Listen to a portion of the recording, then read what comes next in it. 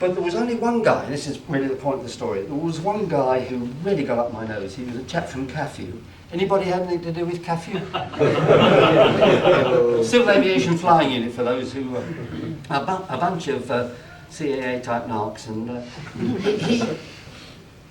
we'd invited him up, you know, and it was his day off sort of thing, but he couldn't get rid of this examiner sort of approach, and he was I thought he was extremely rude. It was my aeroplane, you know. I know I've only got a couple of narrow RAF stripes, and he's got 4 of these gold things, but he obviously thought that only he could fly an aeroplane. You know? And when we came into land for the last time, he'd spoilt my day. I thought I'd just show him that other people can fly an aeroplane. And we've been landing on the main drag 27, and there's a little narrow cross runway 24. And so I just turned finals on that. Now the Vulcan never showed a wing lift. It had 125 knot minimum speed. Not determined by lift or stall or anything like that, but because you could have a bit of lateral control trouble in turbulence. There wasn't a turb in the sky.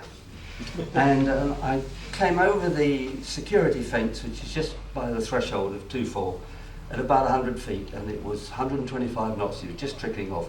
And I popped the parachute, and I opened the bomb doors, and I popped, the air brakes were already out, and I stopped, got the 2 outboard engines, and I just pulled them out. And this thing went slower and slower, and it went up. and I put the brakes on and stopped, and we hadn't got to the main runway, and that's about 900 feet. You know. And I said, you see, it's got a lot of lift, this aeroplane.